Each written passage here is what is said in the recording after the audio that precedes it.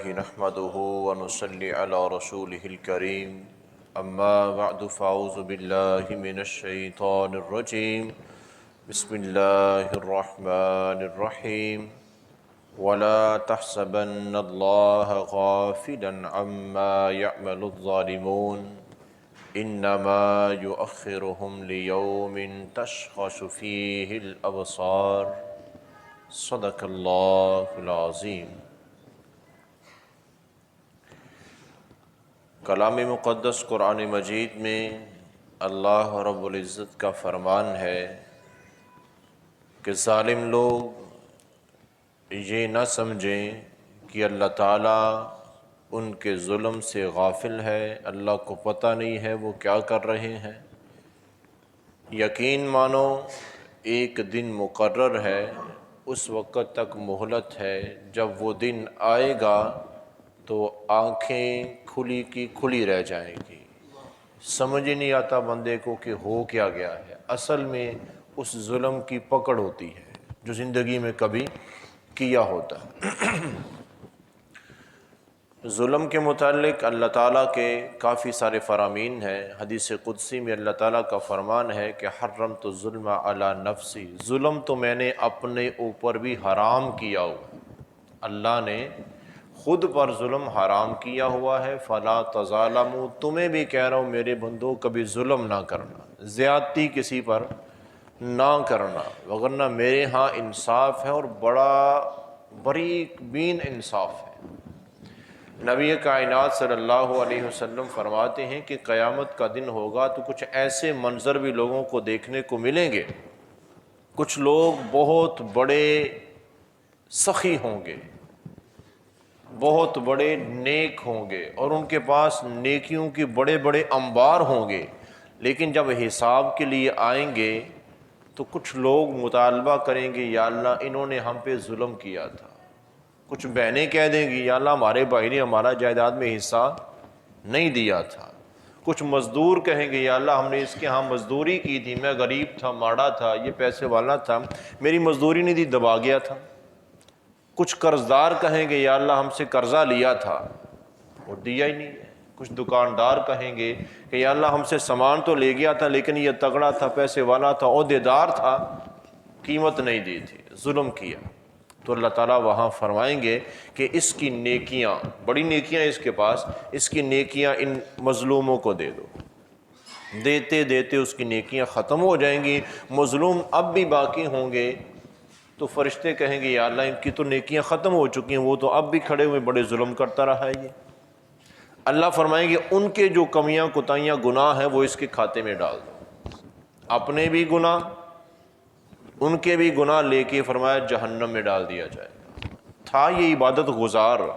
حاجی صاحب تھے، نمازی صاحب تھے، روزے دار تھے، سخی تھے، جو کچھ بھی تھے، ظلم اللہ کو پسند نہیں ہے، ظلم برداشت نہیں ہے، اللہ کو بڑا غصہ آتا ہے اللہ تعالیٰ کو جو کسی پر ظلم کرتا ہے۔ اب ظالم صرف سمجھتے ہیں کہ ایک طرف ہے، مثال کے طور پر کسی نے گھر میں مستری لگوایا ہوا ہے، گھر کا کام ہوا ہے، اب جو مالک ہے وہ کیا کرتا ہے کہ مستری صاحب کا ٹائم تو ہے 8 بجے سے لے کے 5 بجے تک، میں ایک اندازہ بتا رہا ہوں۔ اب وہ 8 بجے کام پہ آ گیا ہے، اب 5 بجے اسے جانا چاہیے، لیکن 5 بجنے میں جب ٹھیک 15 منٹ باقی ہوتے ہیں تو یہ مالک صاحب بڑی چالاکی دکھاتے ہیں اور مزدور کو حکماً کہتے ہیں کہ ایک بوری کا مسالہ بنا دو، بھی ٹائم پڑا ہوا ہے، وہ مسالہ بنا دیتا ہے۔ اب جب بن گیا ہے تو وہ اس کو چھوڑ کے نہیں جا سکتا، وہ خراب ہو جائے گا، لگا دو 4 اینٹیں، کیا ہوتا ہے، خراب ہو جائے گا۔ یہ پتہ خود کو بھی تھا کہ اتنے ٹائم میں کام ہونا کوئی نہیں ہے، اب اس کا گھنٹہ زیادہ لگوا لیتے ہیں اسے، لیکن مزدوری اتنی ہی دیں گے جو 8 سے 5 تک کی تھی، 1 گھنٹے کی مزدوری دیتے ہی نہیں، دبا جاتے۔ پتہ ہے کہ ہم نے کام کروایا لیکن دینی مزدوری محنت اس کی نہیں دیتے، یہ ظلم ہے۔ ادھر اگر یہ ظلم ہے تو ادھر مستری صاحب کیا کرتے ہیں، یہ تو مالک ایسا ہے جو ظالم ہے۔ اگر مالک وہ انصاف پرست ہے، پوری محنت مزدوری ٹائم پہ دیتا ہے، تو مستری صاحب کیا کریں گے، مالک ہے کوئی نہیں پاس، وہ بیٹھ کے سگریٹ پی رہے، کام ہی کوئی نہیں کر رہے۔ کام کر رہے ہیں تو بد نیتی سے تھوڑا سا کیا، پھر نہیں یہ خراب ہو گیا، پھر اس کو ختم کر دیا، پھر بنانا شروع کر دیا، تھوڑا سا بنائیں گے پھر اس کو گرائیں گے، کرتے کرتے یعنی کہ 1-2 دن کا کام پورے ہفتے تک لے جاتے، تو یہ بھی ظلم کر رہے ہیں۔ تو ظالم کوئی بھی ہو، ظالم کوئی بھی ہو، اللہ کی پکڑ لازمی ہے، لیکن وہ پکڑ کب ہے؟ فوراً ہو جائے اللہ کی مرضی، کچھ دیر بعد ہو جائے اللہ کی مرضی، دنیا میں ہو ہی نہ، قیامت کو ہو جائے اللہ کی مرضی۔ لیکن یہ بات یاد رکھیں، اللہ فرماتے ہیں کہ میں غافل نہیں ہوں، مجھے سب پتہ ہے۔ ایک شخص ہمارا پاکستانی تھا، اس نے خود یہ اپنا یہ واقعہ بیان کیا۔ پاکستانی تھا اور وہ باہر کسی ملک میں چلا گیا، ابھی مجھے اس ملک کا نام نہیں یاد ہے۔ اس نے خود بتایا کہ وہاں پہ گیا، وہاں جا کے اس نے شادی کر لی، اللہ نے اسے ایک بیٹا بھی دیا۔ اب بیٹا کچھ بڑا ہوا، سکول جانے لگا، تو وہاں ان ملکوں کے کچھ قوانین ایسے ہیں، ہمارے تو بڑی آزادی ہے، اتنی آزادی دنیا میں کہیں بھی نہیں ہے جتنی پاکستان میں ہے، یہ اللہ کی بہت بڑی نعمت ہے۔ تو وہاں پہ ان کے کچھ قانون ہے کہ بچہ جب 10 سے 12 سال کا ہو جائے، اس کے بعد اگر بچہ کسی فیلڈ میں جانا چاہتا ہے تو ماں باپ اسے سختی سے نہیں روک سکتے، چاہے وہ بچے کے لیے نقصان دہ ہے، فائدہ مند ہے، ماں باپ سختی، ہاں پیار سے کہہ سکتے ہیں بیٹا یہ کام نہ کرو، اگر سختی کریں گے تو بیٹا ماں باپ پہ کیس کر دے گا، اور اس کو حق ہے، قانون ہے ان لوگوں کا۔ اب ہوا کیا کہ بچہ جب وہ 5ویں 6ٹھی کلاس تک پہنچا تو وہاں پہ اسکول میں کچھ کھیلیں ہوتی تھی، کچھ بچے کھیلتے ہیں، کھیلوں میں حصہ لیتے ہیں۔ ایک کھیل تھی تیراکی، پانی میں تیرنا، پانی میں تیرنے کی کھیل تھی۔ اس بچے کو اس میں حصہ لینے کا اچھا لگا، اس نے حصہ لیا، تیرنا سیکھا، تیراکی سیکھی۔ ابھی والد کو کوئی پتہ نہیں ہے کہ میرا بیٹا پانی میں تیرنا سیکھ رہا ہے، اس نے سیکھ لیا۔ اب کچھ وقت بعد جب انہوں نے ایک مقابلہ رکھا بچوں کے درمیان تیراکی میں، ہار جیت کا، اس میں کچھ انعامات کا بھی انہوں نے کہہ دیا کہ یہ انعامات بھی ہیں، اور اس کے والد کو بھی اطلاع دی گئی اسکول کی طرف سے کہ آپ نے بھی آنا ہے، یہاں پر مقابلہ ہے، آپ کے بچے کا حصہ ہے اس میں۔ اب والد بھی آیا۔ اب والد کا پہلا دن تھا کہ اپنے بیٹے کو پانی میں دیکھ رہا تھا تیرتے ہوئے، اور جیسے ہی اسے آ کے پتہ چلا کہ پانی میں تیرنے کا مقابلہ ہے تو وہ انتہائی پریشان ہو گیا۔ اب جب مقابلہ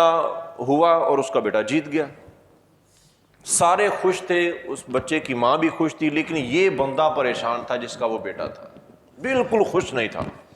حالانکہ بیٹا جیت چکا تھا۔ اور دوسرے والدین بھی جن کے بچوں نے صرف حصہ لیا تھا وہ بھی خوش تھے کہ ہمارے بچے ایک میدان کی طرف چل پڑے ہیں۔ اب یہ چاہتا تھا کہ میرا بیٹا پانی کی طرف نہ جائے، لیکن وہاں کے قانون کے مطابق سختی نہیں کر سکتا تھا۔ اب بیٹا آگے بڑھتا گیا، زندگی عمر گزرتی گئی، وہ کالج لائف میں چلا گیا، اب جوان ہے، لیکن وہ مقابلے جیتتا جا رہا ہے، اور یہ باپ جتنا وہ جیت رہا ہے اتنا زیادہ ڈر رہا ہے، خوف ہے اس کے اندر، اور بار بار اسے سمجھاتا ہے۔ اب یہ باپ سمجھا رہا ہے کہ پانی کی طرف نہ جاؤ، یہ اچھا نہیں ہے، کوئی اور کر لو۔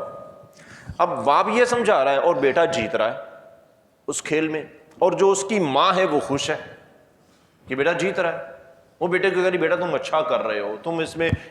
بڑے ایک کھلاڑی بن جاؤ گے اور تمہیں یعنی کہ ایک اچھی جاب مل جائے گی، یہ بڑا اچھا کام ہے،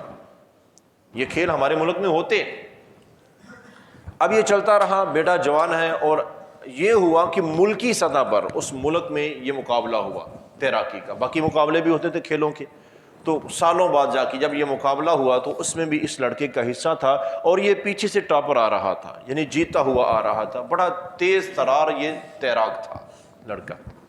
اور اب مقابلے کے آخری دن تک اس کا باپ جو پاکستان کا تھا، جو وہاں گیا ہوا تھا، یہ اپنے بیٹے کو روک رہا ہے کہ بیٹا پانی کی طرف نہ جاؤ۔ بیٹا کہتا ہے کہ پانی مجھے اپنی طرف کھینچتا ہے، میرا پانی میں جانے کو تیرنے کو دل کرتا ہے، مجھے سکون ہوتا ہے، یہ بیٹا کہہ رہا ہے اور باپ منع کر رہا ہے۔ اب جب مختصر یہ کہ جب آخری مقابلے کی ریس شروع ہوئی، اور پانی کا ایک بہت بڑا تالاب ہوتا ہے، ایک طرف سے چھلانگ لگانی ہوتی ہے، تیر کر دوسری طرف جانا ہوتا ہے، تو جو کھلاڑی تھے وہ سارے برابر تھے، جیسے ہی چھلانگ لگائی سبھی نے تیرنا شروع کر دیا، اور یہ جو بندہ ڈرا ہوا تھا جس کے بیٹے نے چھلانگ لگائی، جو پہلے سے جیتا ہوا آ رہا تھا، جو پاکستانی بندہ اس کا بیٹا جو تھا، وہ جیسے ہی چھلانگ لگائی اس نے ہاتھ پاؤں ہلائے نہیں، ویسے ہی تیر گیا۔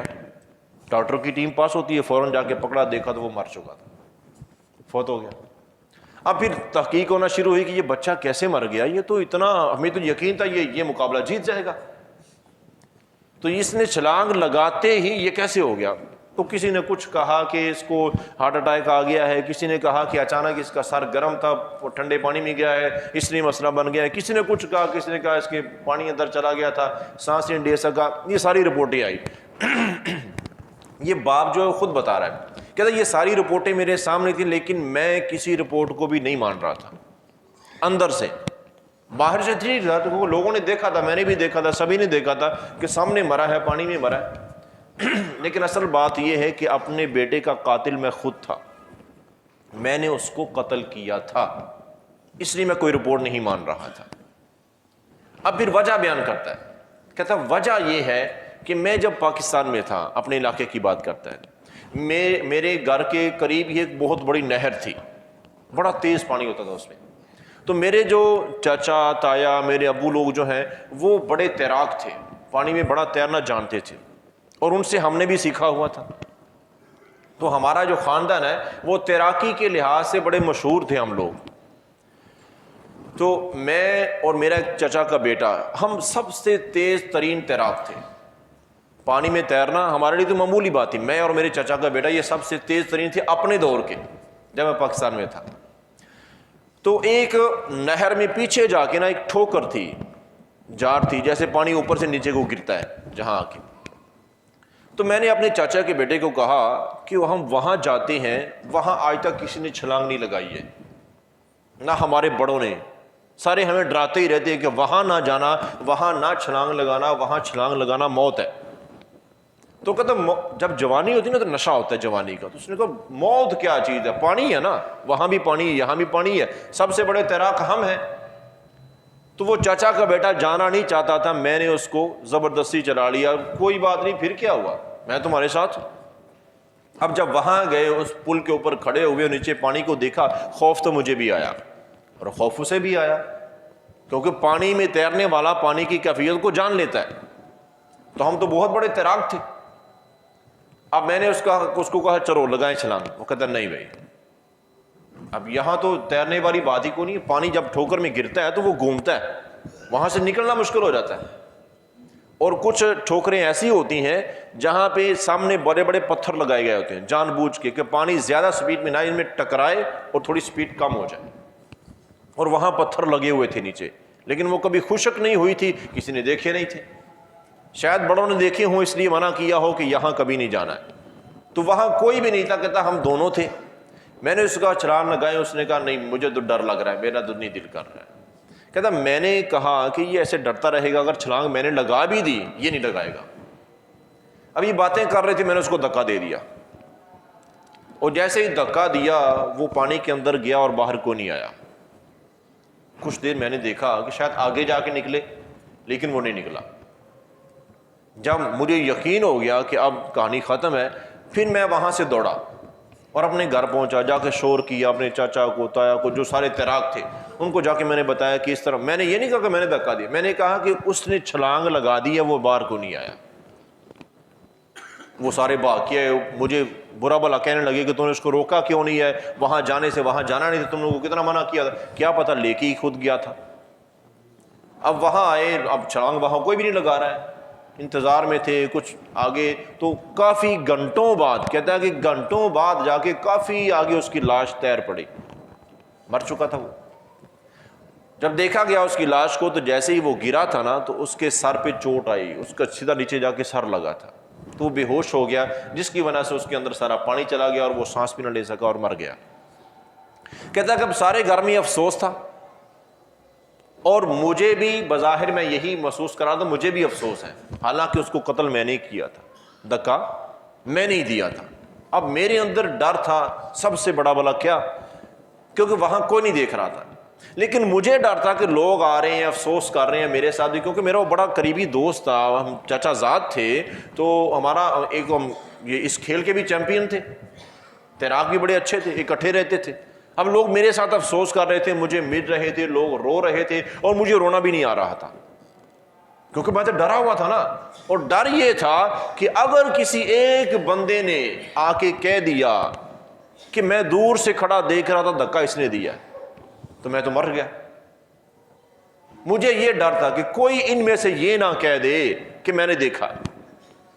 یہ مجھے ڈر تھا۔ لیکن وقت گزر گیا، کسی نے نہیں کہا، نہ کسی نے دیکھا تھا، وہاں ہم اکیلے ہی تھے۔ لیکن وہ ڈر مجھے کھاتا رہا کہ میں اپنے بھائی کا قاتل ہوں، اس کو میں نے قتل کیا، میں نے اس کو دھکا دیا، میں نے اس کو مارا ہے۔ لیکن وہ دن گیا اور آج کا دن آیا، میں کبھی پانی کے قریب ہی نہیں گیا، اتنی نفرت ہوگی مجھے پانی سے۔ جب پہلے دن مجھے پتا چلا تھا نا کہ میرا بیٹا تیراکی میں حصہ لے رہا ہے اور میں اسکول گیا تھا، مجھے وہ پورا سین یاد آ گیا، کہیں اللہ مجھ سے بدلہ نہ لے لے۔ اور خطرناک بات یہ تھی کہ ایک بیٹا ہی اللہ نے دیا تھا، اس کے علاوہ اولاد کوئی نہیں تھی، اور وہ بھی جوان ہو چکا تھا۔ اب جب وہ تیراکی کے وقت فوت ہوا ہے نا، تو لوگ دلیلیں پیش کر رہے تھے، اس وجہ سے مرا، اس وجہ سے مرا۔ کہتا میرے دل سے آواز آ رہی تھی، تیری وجہ سے مرا ہے تیرا بیٹا، تو نہ اس کو مارتا نہ تجھے یہ سزا ملتی۔ تو کہتا کہ پہلے میں ایک کا قاتل تھا، اب میں دو کا قاتل ہوں، اور میری زندگی اب موت سے بری بن چکی ہے۔ یہ خود کہہ رہا ہے، اس نے ویڈیو بنائی اپنی، اس نے کہا میری زندگی موت سے بری بن چکی ہے، نہ دن سکون ہے نہ رات سکون ہے۔ لوگ کہتے ہیں پیسہ بڑا ہے، آرام والی زندگی ہے، لیکن مجھے کبھی بھی سکون نہیں ملتا ہے۔ ایک سہارا تھا بیٹا، جوان بیٹا میرے سامنے، اور میری وجہ سے، کہتا مجھے یقین ہے میری وجہ سے ہی وہ مرا ہے، میں اس کا قاتل ہوں۔ اب وہ آخر میں تنبیہ کرتا ہے، کہتا ہے کہ دیکھو جتنے لوگ بھی تم مجھے سن رہے ہو، دیکھ رہے ہو، میں تم سے التجا کرتا ہوں کہ میرے لیے اللہ سے دعا کریں، اللہ مجھے معاف کر دے، کہ اب ہی میری زندگی میں کچھ سکون آ جائے، ورنہ دن رات سکون کوئی نہیں ہے۔ اب میرے لیے دعا کریں۔ اور آخری نصیحت میں یہ کرنا چاہتا ہوں کہ زندگی میں کبھی کسی پر ظلم نہ کرنا۔ اللہ ایسی جگہ پہ لا کے بدلہ لیتا ہے کلا لا وزر، نکلنے کا راستہ ہی کوئی نہیں ہوتا ہے، بندے کو سمجھ نہیں آتی ہو کیا گیا۔ بندہ زندگی میں جب چلاکیوں سے ظلم کرتا ہے نا، جوانی میں بڑا ہوشیار ہوتا ہے، تو اللہ ایسی جگہ لے جا کے سزا دیتا ہے، ایسی عمر میں، ایسی عمر کے حصے میں اللہ سزا دیتا ہے کہ جب بندے کو سمجھ نہیں آتی میرے ساتھ ہو کیا گیا، میرے اپنے مجھے چھوڑ گئے۔ اور کافی سارے لوگ ایسے نظر آئیں گے، ذہنی سکون نہیں ہے، زندگی برباد ہوئی پڑی ہے، پتہ نہیں، سمجھ نہیں آتی ہو کیا گیا، سمجھ نہیں آتی ہو کیا گیا، پیچھے کچھ کیا ہوا ہے جس کی یہ سزا ہے۔ فَلَا تَحْسَبَنَّ اللَّهَ غَافِلًا عَمَّا يَعْمَلُ الظَّالِمُونَ، ظلم کرتے ہوئے نہ سوچو کہ اللہ کو پتہ نہیں ہے، اللہ کو ایک ایک ذرے کی خبر ہے، اور منو ان اللہ تعالیٰ اس کا حساب لیں گے، تمہیں بدلہ چکانا پڑے گا۔ اس لیے اللہ تعالیٰ کا فرمان ہے کہ میں نے خود اپنے اوپر ظلم حرام کیا ہے، تمہارے لیے تو ظلم جائز ہی نہیں ہے۔ نہ کسی کا حق دباؤ، نہ کسی پر زیادتی کرو۔ آج تم طاقتور ہو، آج تم مالدار ہو، آج تم عہدیدار ہو، لیکن زندگی ہمیشہ اسی لمحے پہ نہیں رکے گی، یہ بڑی کروٹیں بدلے گی، بڑے دن بدلے گی، پھر سمجھ نہیں آئے گی ہو کیا رہا ہے۔ میں نے تو کبھی سوچا بھی نہیں تھا زندگی ایسے ہوگی، میں نے کبھی سوچا بھی نہیں تھا میرے اوپر اتنی بیماریاں آئیں گی، میں نے کبھی سوچا بھی نہیں تھا میرے حالات ایسے اور میں ایسے مقروض بن جاؤں، میں تو اتنا امیر ترین تھا، میرے کاروبار تھے۔ ہاں کاروبار تھے، کبھی تو نے ملازموں پہ، مزدوروں پہ ظلم زیادتیاں کی، اس وقت تجھے نشہ تھا اپنے کاروبار کا، تو عہدیدار تھا، ملازموں سے کیا کیا کام کرواتا رہا، تو وہ بیچارے مجبور تھے، ماڑے تھے، غریب تھے، مانتے رہے، لیکن بد دعائیں تجھے دیتے رہے۔ وہ نہ بھی دیں، اللہ تجھے دیکھ رہا تھا تو کیا کر رہا ہے، اب تو کہتا ہے سمجھ نہیں آ رہی ہو کیا گیا میرے ساتھ۔ ایسی خطرناک اور اذیت ناک قسم کی بیماریاں لگ جاتی ہیں کہ لوگ موت مانگتے ہیں، سانس تک نہیں آتی ہے، سانس بھی بڑی مشکل سے لینی پڑتی ہے، اور سانس کے بغیر تو گزارا نہیں ہے نا، بار بار سانس لینا، اور وہ بھی مشکل سے ہو تو کتنی بڑی مصیبت ہے۔ تو خدا را میرے بھائیو، زندگی میں کبھی کسی پر ظلم نہ کرو، اللہ تعالیٰ کی پکڑ ہے، اور ظالم کے لیے تو لازمی پکڑ ہے۔ پیارے آقا فرماتے ہیں شہید جب شہید ہوتا ہے نا، اس کی زندگی کے سارے گناہ معاف ہو جاتے ہیں، لیکن اگر اس نے کسی پر ظلم کیا تو معاف نہیں ہوگا، قیامت کو حساب دینا پڑے، شہید کو بھی بہت بڑا سخی حساب دینا پڑے گا، بہت بڑا عالم دین، کمیاں کوتاہیاں غلطیاں معاف، لیکن اگر اس نے بھی دنیا میں کہیں ظلم کیا ہے تو قیامت کو حساب بدلہ ہوگا۔ تو خدا را کبھی ظلم نہ کریں، اللہ کو پسند نہیں ہے۔ اللہ سے دعا ہے اللہ تعالی ہمیں ہر طرح کے ظلم سے، زیادتی سے، گناہ سے محفوظ فرمائے، اور ہر طرح کی اپنی پکڑ سزاؤں سے اللہ ہمیں محفوظ فرماتے ہوئے ہمارے گناہوں کو اللہ تعالی معاف فرمائے۔ وما علیہ الا البلاغ۔